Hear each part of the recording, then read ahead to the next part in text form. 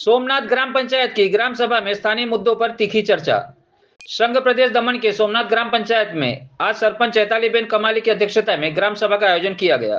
बड़ी संख्या में ग्रामीणों की उपस्थिति वाली इस बैठक में एक के बाद एक विभिन्न समस्या प्रस्तुत की गई।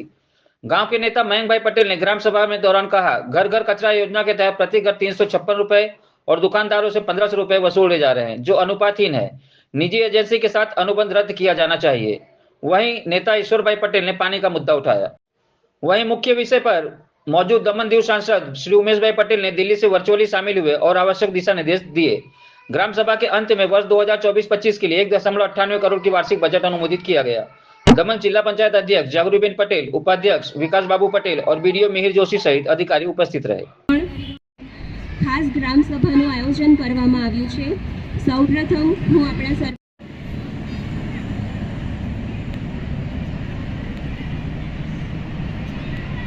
નગરપાલિકાઓના પાવર ફરીથી રિસ્ટોર કરવો। પાછું તૂટી જાય છે કારણ કે લાઈન પાણી વેસ્ટ છે યાર। બિલકુલ બોલ ભાઈ। એમપીના સ્કીમની જે હમણે રજૂઆત થશે તે તમારા તરફથી અમારા ગામને થોડીક કોઈ લાભ થઈ એવી કોઈ સ્કીમોની જે સુવિધા મળતી હોય જે તમારી એમપીના સ્કીમ તરફથી અમને પણ લાભ થઈ તેના માટે અમે 5 જાતની માંગ રાખવામાં આવેલી છે તમારા પાસેથી કે એક તો બસની સુવિધા કરવામાં આવે। અમારા જે આ ઉત્તર ભારતીય લોકો છે, માઇગ્રન્ટ્સ લોકો છે, એમને રેલવે સ્ટેશન સુધી જવાની બહુ તકલીફ થઈ, તો એમપી લાટ સ્કીમમાં તમારા તરફથી એક બસની શરૂઆત કરવામાં આવે। અઠવાડિયામાં એક વાર થઈ જાય ફોન કરે તો આજે કાલે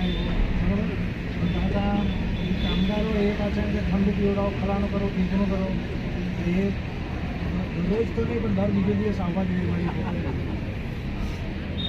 પછી કે અમારા રોડમાં જો પેચિંગ બેક થોડું કરાવો તો આવવા જવાની સુવિધા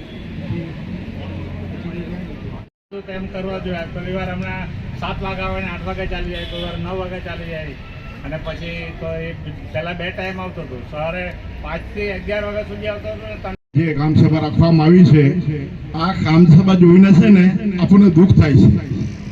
આ ચૂંટાયેલા પદવીઓને ખબર નથી હશે 12,000ની વસ્તી છે સોમનાથ પંચાયતમાં, તેમાં 300 માણસ ગ્રામ પંચાયતમાં નથી।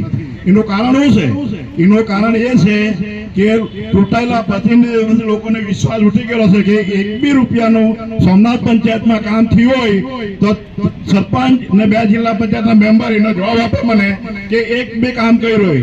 આ બાર બોર્ડ લગાવેલો છે, દરેક ગ્રામ સભા વખતે બોર્ડ લાગે પણ મને 1 બી કામ થયું તો અમને જવાબ આપે।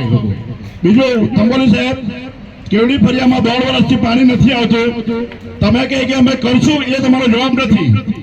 1.5 વર્ષથી જે પાણી નહીં આવતું તો જવાબ થોડો મહિનાની અંદર કે 15 દિવસ તમે કામ કરો છો, હું તમને વારંવાર ફોન કરું છું, તમે કામ કરો છો, તમે સારા ઓફિસર છો, એમાં કોઈ પેલો નથી, પણ આ 1.5 વર્ષથી પાણી નહીં આવતું કરશું એ જવાબ નથી। ઇમિડિયેટલી કરો, કેમ નહીં થાય પાણી?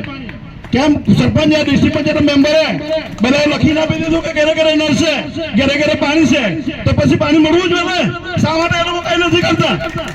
આજે સોમનાથ રોડ દૂર આખો ચાલે છે, એક બી સોમનાથ પંચાયત ડિસ્ટ્રિક્ટ પંચાયત મેમ્બરે કે સરપંચે કોઈ દિવસ લખીને આપ્યું વારંવાર? હું કેટલી વાર કલેક્ટરને મળ્યો છું, બધી સંસ્થાને મળ્યો છું, છેલ્લા હમણાં 1 દિવસ કામ ચાલે ને 10 દિવસ કામ બંધ રહી છે।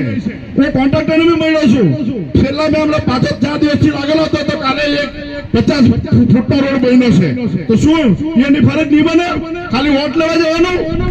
આ લોકોનો વિશ્વાસ ઉઠી ગયો। બીજું કંપની અપતાળું કરવા જવું એ લોકોને મળે, એમાં મળે। બીજું નાના માણસો બચારા એક ઈટ મૂકે, એ ઈટ મૂકે ને એને નોટિસ પડી જાય, પણ મોટા મોટા કન્સ્ટ્રક્શન ચૂંટાયેલા પ્રતિનિધિઓનો વર્ગ કર્યા કરે તે કોઈને નહીં દેખાય।